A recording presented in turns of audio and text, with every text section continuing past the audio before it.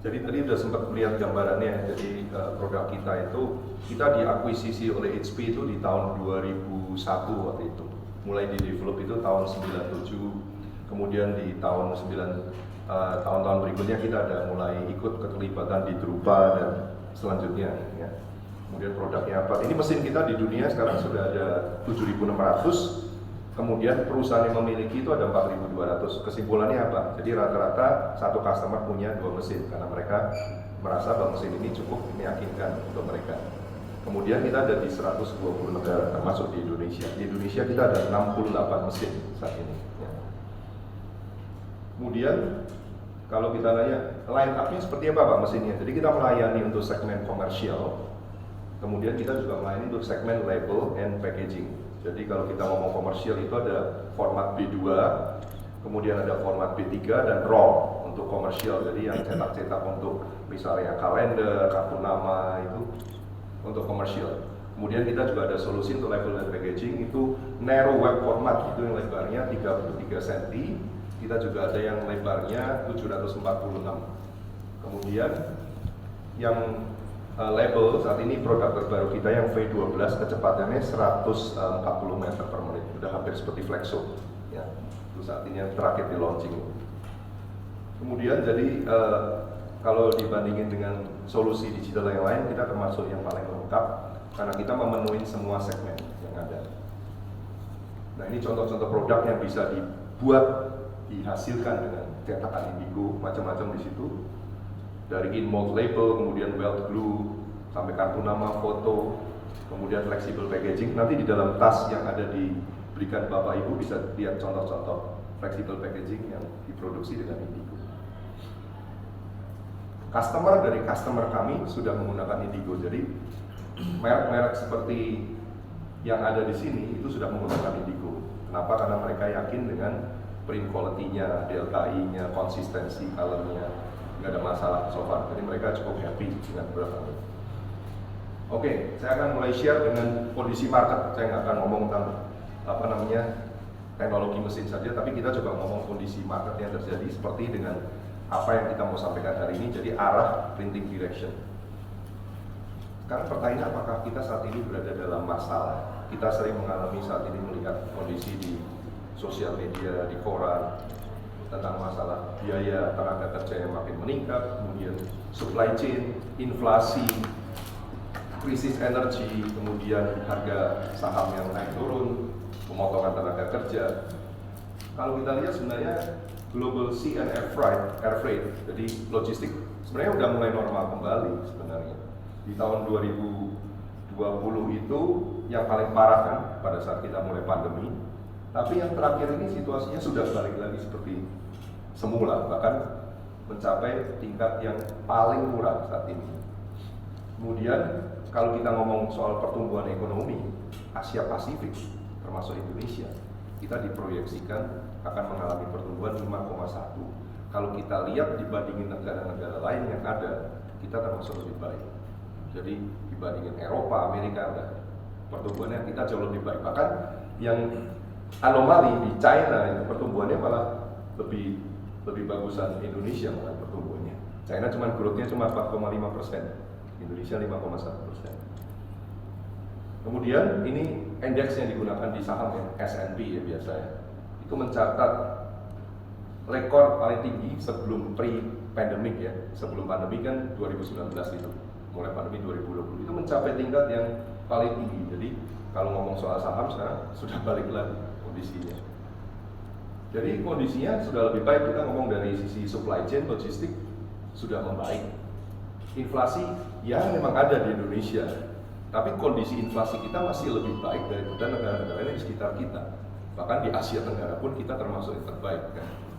Kemudian market saham, kondisi saham volatil tadi sudah cerita, S&P sudah kondisi membaik. Jadi kesimpulannya apa? Lebih banyak ketakutan yang dijual di media. Karena itu sesuatu yang menjual. Jadi situasi kita sebenarnya lebih baik. Jadi kita nggak perlu terlalu khawatir gitu. Hal-hal yang masih bertahan hingga saat ini apa? Pertama masalah geopolitik, ketegangan geopolitik. Satu, Ukraina lawan Rusia, ya kan? Amerika lawan Cina perang dagang. Sekarang tambah lagi di Timur Tengah. masalah Israel Palestina itu tetap akan tinggal, maksudnya masalahnya nggak bakal selesai dalam waktu dekat gitu. Kemudian demografi shift, jadi kekurangan tenaga kerja. Sekarang kita udah mulai sulit cari tenaga kerja untuk di factory, pabrik, cari orang yang minat ataupun yang skill gitu. Nanti akan jelasin satu-satu ya. Demographic skill. Jadi ini hasil research yang dilakukan di World Economic Forum baru-baru ini. Jadi ternyata dari responden survei itu ada concern bahwa ada gap antara tenaga kerja yang ahli yang dibutuhkan dengan yang ada di pasar. Satu problem ini. Kedua, kesulitan untuk menarik tenaga kerja untuk bekerja di tempat perusahaan-perusahaan. Itu tantangan yang dihadapi sekarang. Kemudian apalagi? Saya tadi ngomong sebelumnya masalah sustainability. Kita sering dengar kan sustainability ya. Walaupun kita ngomong di Indonesia kayaknya nggak pusing deh. Kita minum air, mineral, kita buang plastik. Seringkali kita dengar berita di mana-mana kayaknya problem sampah belum terselesaikan juga.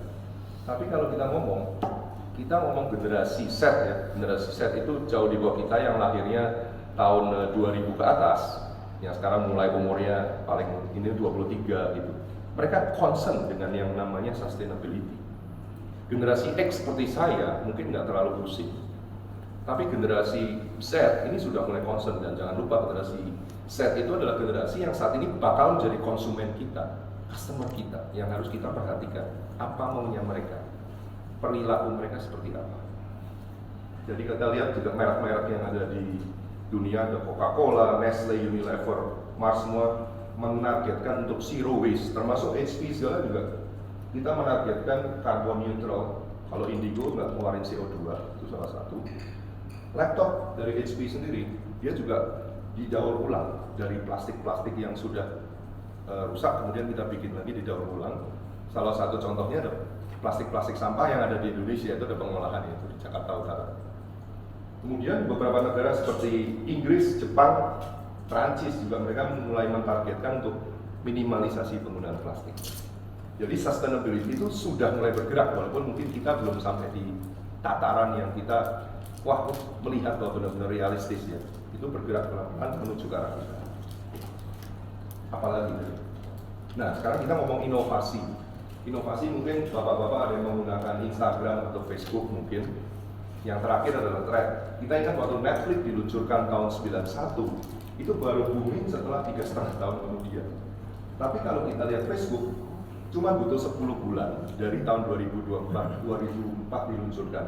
Yang terakhir yang paling gila adalah thread. Kalau yang punya Instagram ngerti thread, itu cuma dalam beberapa jam aja udah viral. Jadi viral di sosial media ini kecepatannya jauh lebih cepat dari waktu ke waktu. Kita lihat dari 91 sampai 2023 karena mungkin generasi yang sekarang lebih cepat mengadopsi digital ya daripada zaman-zaman yang dahulu. Kemudian ini indeks S&P. Jadi kalau kita lihat itu adalah grafik X itu EG yang vertikal itu jumlah karyawan per 1 juta dolar dibandingin dengan waktu dari waktu ke waktu. Jadi jumlah karyawan dalam revenue karena perusahaan-perusahaan sekarang mikirnya headcount kamu berapa? Jadi jualannya sekian, headcountnya sekian. Nggak boleh banyak-banyak gitu kan, harus efisien. Di sisi lain ada CPI, Consumer Price Index. Kalau kita lihat dari tahun 86 dibandingin 2020, itu jumlah tenaga kerja turun terus sampai ke bawah yang tebal itu ya statistiknya. Tapi Consumer Price Index harga turunnya nggak ngikutin, jadi gapnya makin besar. Dengan demikian apa berarti produktivitas itu sekarang semakin meningkat. Orang makin sedikit jumlahnya, tapi produktivitas makin tinggi gitu. Jadi ini konsep yang dianut oleh kami bahwa supaya kita bisa prosper, profitnya lebih baik, jangan main di commodity zone. Commodity zone itu gimana? Yang tidak ada inovasi, yang tidak ada produktivitas, jadi cuma bikinnya itu aja dari waktu ke waktu, supaya kita bisa